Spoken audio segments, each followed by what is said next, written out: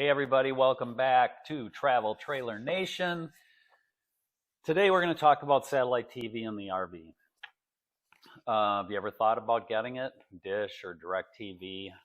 Many times I've been approached at campgrounds by people saying, oh, I see you have a dish. How does it work? Is it easy to set up? So let's talk about that. There's definitely things that you need to think through if you want to get satellite TV in your RV. And so I thought we would first talk about that, and then I'll give you a demonstration of how it's set up. So of the things to consider, do you have DirectTV or Dish at home? Because that's really the only economical way that it's going to be to have it in your RV. Unless you're a full-timer and then you have your own subscription for your own receiver, and that's, your setup. But otherwise, if you have a stick and brick house and you're just using your trailer occasionally, it's economical from the standpoint that adding a receiver on to your travel trailer, like in our case, the Wallies in the travel trailer, through Dish Network or Dish TV, it's only $5 a month for each receiver. Now, I can also pause that receiver anytime I want when we're not traveling and then turn it on again. If you have DirectTV, the cost would be $7 a receiver, and they don't allow you to pause it as often as you can with Dish, but they do give you up to 9 months of pause per year. So, not a big difference. We did have DirectTV for a long time and used the receivers, and the setup is basically the same. I just got disenchanted with the overall cost of DirectTV, and so we switched to Dish Network, and now we have Dish in the trailers through the Wallies. So, like I said, the setup's basically the same. Not a big deal. I had to make some notes so that I make sure I don't skip anything for you guys. So, the other thing you need to decide before you get into this is what satellite manufacturer are you going to go to? So like Winegard's a satellite manufacturer. This matters because satellites can be exclusive to a certain TV provider. So you may get a satellite that only works with DirectTV, or you may get a satellite that only works with Dish. Our satellite works with Dish, DirectTV, and King. And all the difference is you flip some switches on the power inserter, which you'll see in a minute in this video. You won't see the buttons, but that's where it takes place. You flip them up or down depending on which TV provider you have. So I think that's important to know.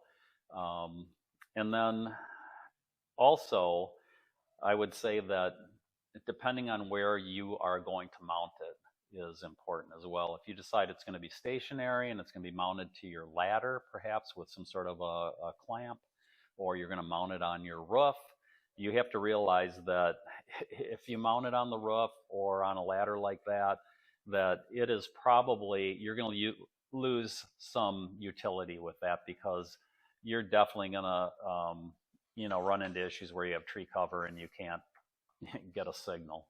Now, being portable, if you decide it's going to be portable, then you can move it around and you'll have a lot better luck at your campsite. That's just my feeling. Now, are you planning on using, the next thing to think about is, are you planning on having more than one TV connected to the satellite? There's a lot of satellites that only have one port, and that means you can only watch one TV with that. So there's a couple ways you can go. You can say, oh, gee, well, now I want to watch the outdoor TV, and then you're going to have to unhook your satellite from whatever TV you're watching, and then plug and move your Wally over to the other TV, plug everything back in again, and start over, which to me, that just doesn't make a lot of sense. That is a lot of work. I would recommend that if you have, 2 TVs you're going to watch, go ahead and get a satellite like the Winegard G2 Plus, that has 2 ports, so that you don't have to mess around with that.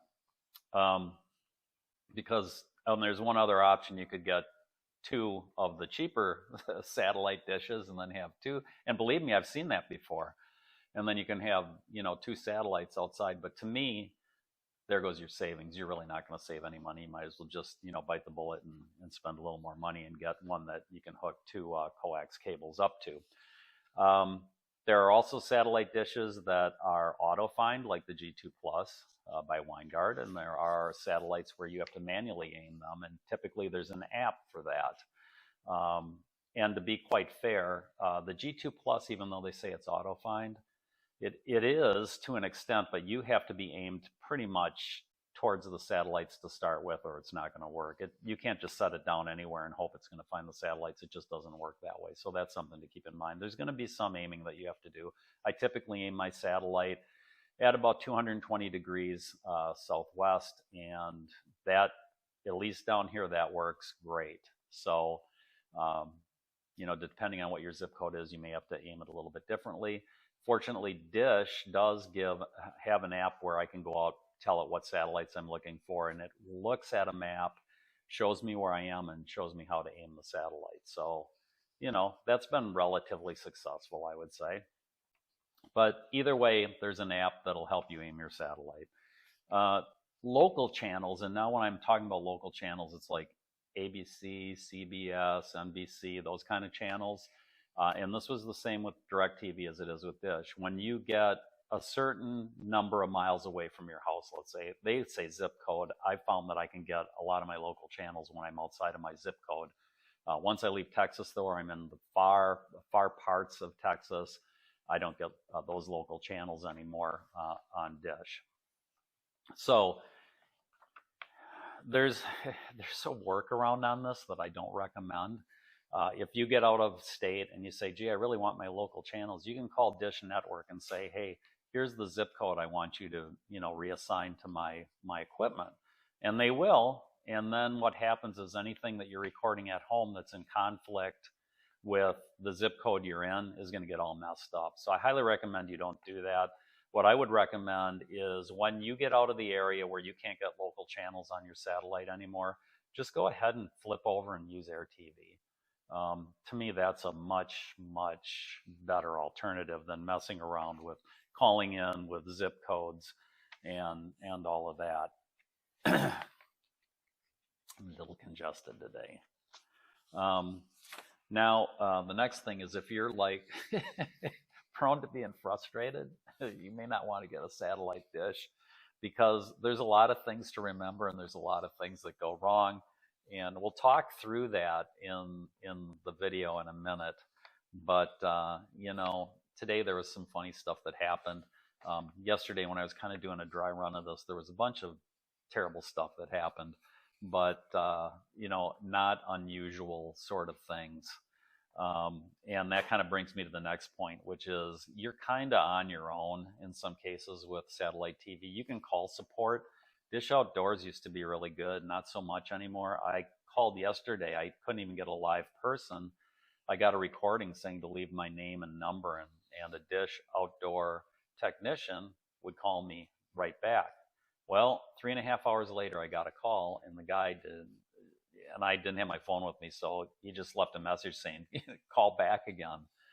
So anyway, I'm just saying, maybe you'll get lucky and you'll get a live person and they can help you troubleshoot some issues, but most of the stuff we'll talk about, and you may be better off just Googling what's going on, or ChatGPT is really good at giving you advice on connectivity issues. Most of the stuff I've run into before, so it just becomes kind of habit to say, I've got to do this, I have to do this, and then I have to do that. So, and we'll talk a little bit about that.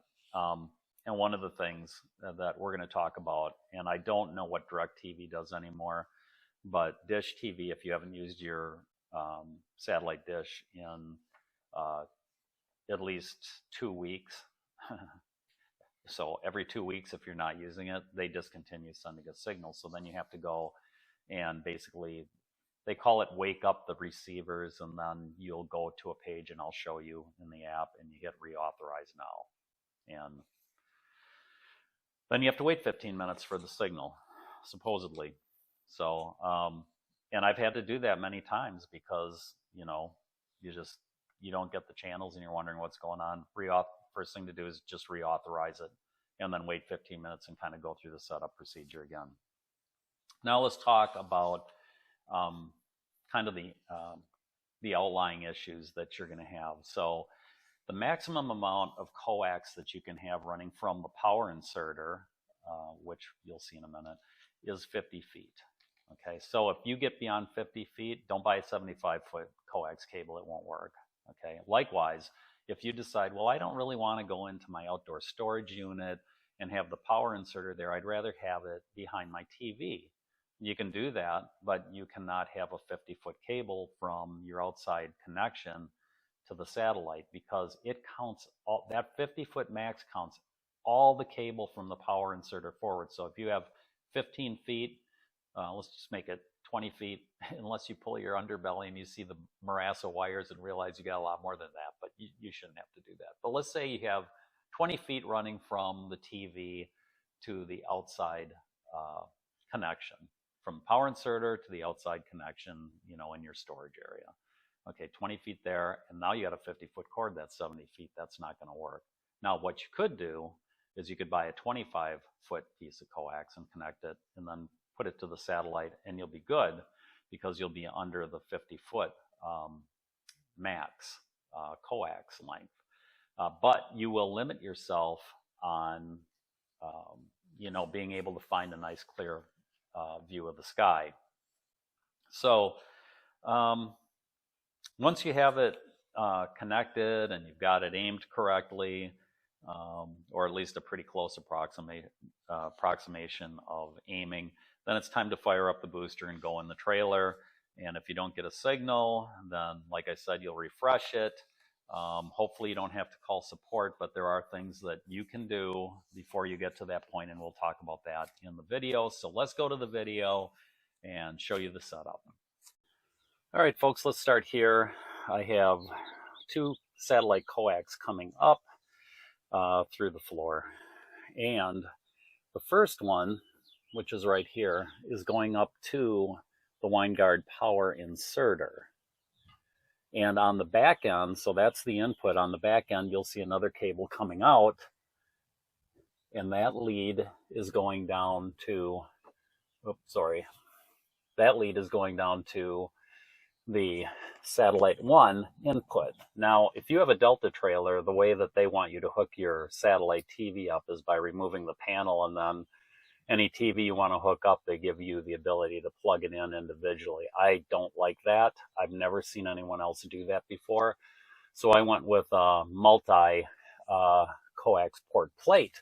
So I have satellite 1, satellite 2, and satellite 2 is the outdoor satellite TV connection. And then, of course, there's cable there, which is just for cable TV at a campground.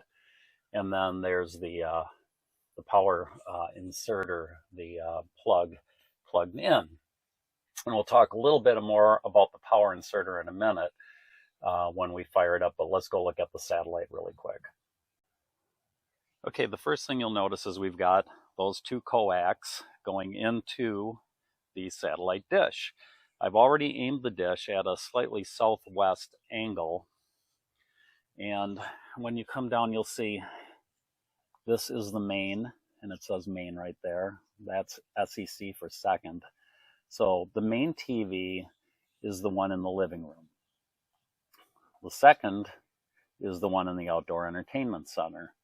And if you get a dish like this and you plan on being portable, then get the tripod, and it comes with a spring and a bungee cord so that you can go to the handle underneath that's part of the tripod and anchor it to the ground so it doesn't blow over in the wind. If you're going to mount it on the roof, obviously you need a different setup. But anyway, that's the dish for now. Now let's go back to the storage area and just talk about the power inserter for a second. Okay, this may be a little bit hard to do with just one hand, but I'm going to try anyway. There are 4 lights that go across the top. I only have 2 on right now. The first one that is on is the voltage in. Okay, so that is the inserter receiving the correct input voltage. The second light is the receiver, which means your satellite receiver is connected and it's sending voltage through the coax. Now, when I turn on the next 2, one is just power, and that is the one on the that'll be on the far end, and then the one that's almost covered up by that zip tie is actually the antenna, which means that it's connected and communicating. So let's turn it on. We should have 4 lights, and we do, even though it's hard to see that one under the coax or under the zip strip. It's there. So we have all 4 on. You will not get satellite if you do not have 4 lights on, and you'll have to troubleshoot what the issue is. Okay, I came in and miraculously satellite was already running. But typically you're going to get a screen that shows that it's looking for a signal. And if that happens to run and you get no satellites at all, and I'm going to show you how you can tell in a second, then there's a couple options that you have. So let's go over to the satellite. I'm going to use, so remember I'm on Dish TV, but anyway, this worked, I believe, the same with DirectTV, but I'm going to push that little home button 3 times. And then I'm going to go down to Dish. Now, if you didn't get anything after it ran, the first thing I would do is I would page down to Dish, and then I would page over, and I'm not going to run it, but I would hit test installation and let that run, and it will load a long bar. And when it gets done, if you don't have satellites, then there's something going on with the way that you're aimed outside, more than likely. We'll talk about a few different instances here really quick. You can see my signal strength is really good here. And I'm locked into both of the satellites that I need, 119 and 110. Now let's say that it says that it's picked up, 119 and 110, but it's obvious to you that you don't have all the channels. And the way you would tell that is by hitting guide and then going through and seeing that you're missing all kinds of channels. And typically what you'll see is a bunch of like pay-per-view stuff. If you're only picking up off of like satellite, I don't know if it's 110 or 119, one of those. Okay, so what that means, and I don't know why the system does this, but occasionally the Wally gets locked on one satellite. So your first move should be to unplug that Wally and wait for a couple minutes, plug it back in again, and then rerun that. Sorry, going back down to Dish again. Go back and run that test installation program again. You will more than likely get satellite done. Like I said, this is just part of the frustration with dealing with Dish. Now, if it's a signal issue, there's another problem that you could have, and that's that you need to refresh your signal to your satellite dish. And the reason that happens is that after 2 weeks, apparently Dish doesn't send a signal anymore, so you have to refresh it. So let's go to the app so I can at least show you how to do that. All right, so I'm going to go to my Dish app right here, and then I'm going to log in.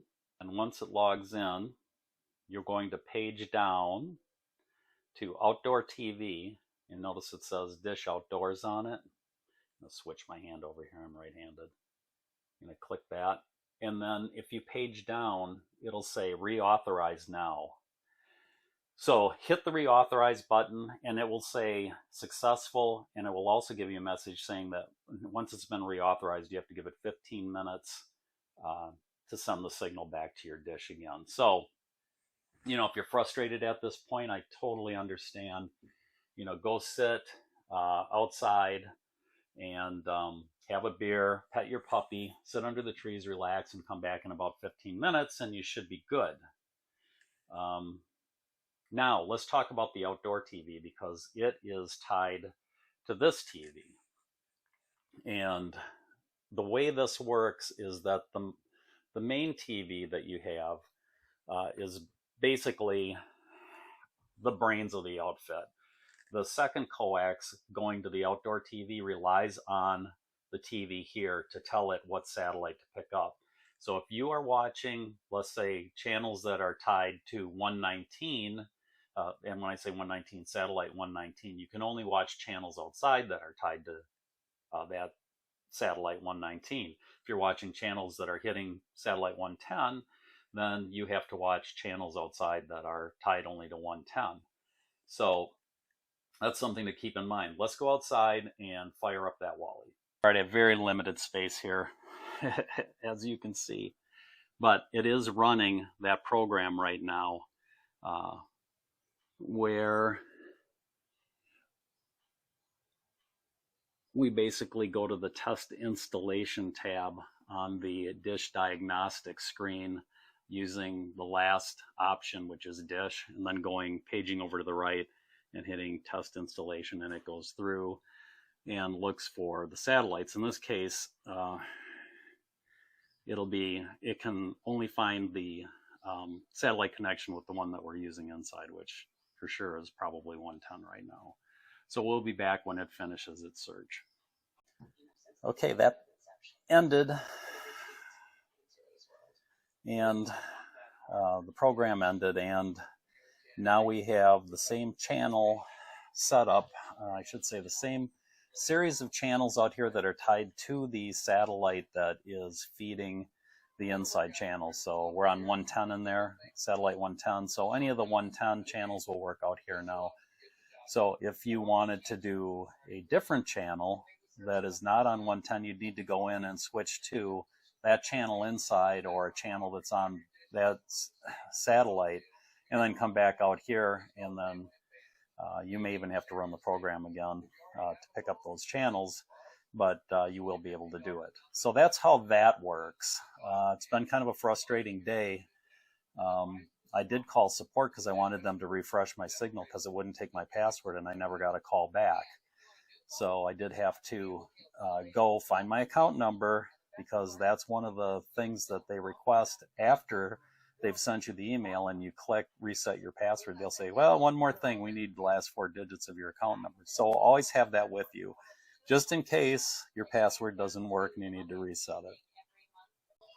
All right, I just confirmed that that was absolutely the case. You do have to run that test installation again. It took about 8 minutes to run it and then do the acquiring of the signal and bringing the TV up. So now you know.